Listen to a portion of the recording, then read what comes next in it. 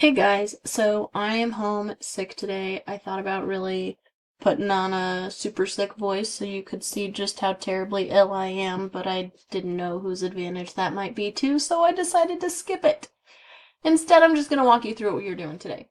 So you're going to get a packet from the sub. It is called Human Impact Webquest. With this Webquest, you're going to look at a variety of sources to help you complete a packet. The packet is 2 pages, front and back each, so 4 sides total. Lots to do, but you've got class time today and tomorrow to get it done.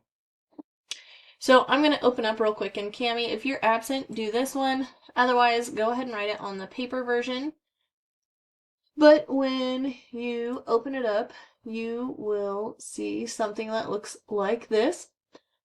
So all of the links are here in the Cami document, but if you are doing this on paper, you're welcome to just use the links in Schoology here. You'll see there are 2 folders that say book pages. As the title would imply, these are book pages. I would strongly suggest just using the workbook that's on your desk. It's one that on the front says impacts on the environment. There's one on each desk, so you and your partner will work together and share it. If you are at home or just want to use the digital version, you're welcome to use the pages here that are posted as well. I want to walk you through this first link because that one's kind of the hardest in my opinion. So in the Cami document, you saw there are 8 questions about this source. So it says adjust the simulation and answer the following questions. So when I open up this document, it looks kind of confusing and humongous on my screen, but I'm going to walk you through how you can work the website. So down here, there are 4 rows. Each of those rows are referring to different kind of topics in terms of the world's development. So food and agriculture, health, people and society, and then the last one is environment. So this map starts at year 1 is what it says up here, and then you'll be able to click play and it'll walk you through. You'll be able to see some different things pop up on the map. I'm going to fast forward a bit so that we can see a few more changes. You'll notice that as we get closer to now, there are going to be a lot more changes that we see. So right now we're about 1,000. And we can see little diamonds looking up. Those are referring to the 4 advancements, the categories of advancements down at the bottom. So for the questions here at the beginning, it says, where in the world did human civilizations first appear? So you're going to go back to the beginning, back to the beginning here. You can drag this white line all the way back here to where it starts, and you can see that the little dots are not spread out as far over the world as they are toward the end. So just list a couple places where civilization started. What was the world population in 1800?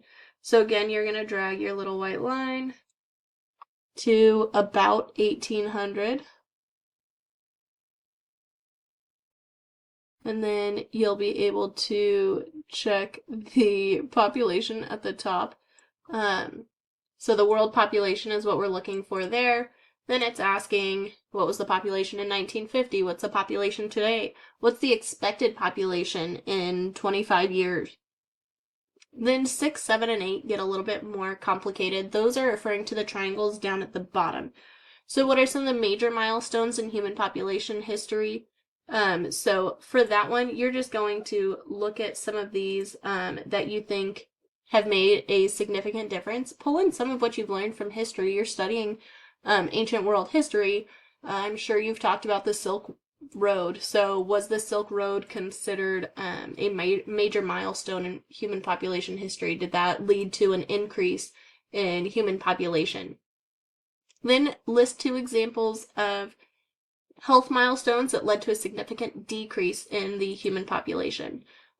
So those of you that know your history well, know when we might have experienced some significant changes to human populations, some pandemics, some epidemics that may have led to a significant decrease. Make sure you're looking for decreases. So like the Black Death talked about, says between 25 and 50% fell victim to the pestilence. And so that's a big chunk of Europe's population. And so look through the population and see where we might see a decrease. So we can see that there was a drop there at, around the time of the Black Death. So just play around with it. Read the little diamonds. It'll tell you a lot about it. Plague is a great sign that it caused a lot of deaths. So that's the first website. Oh, the last one is Effects of the Industrial Revolution, which I think you guys might have studied recently. So look for the Industrial Revolution over here. See how that affected the population growth. If you have learned about it in history, if not this year in the past, then talk about how that helped the human society. After that, we've got workbook pages. These websites are just a lot more straightforward. So you should be able to navigate those pretty easily. Make sure that you're reading all the text on the pages in the workbooks and on the websites. The last website is a game that you'll play. Again, you'll have class time tomorrow to finish this, so if you don't get past source 3 or so, that's okay. You'll have time tomorrow. If you do happen to finish, then there are some websites down here that just give you an opportunity to explore a little bit more about environmental topics. So we learned a lot about renewable, non-renewable energy. Earth Day quiz, what U.S. national park fits you best, and then your water footprint. So just a little bit of an opportunity to learn more about the human impact on the environment.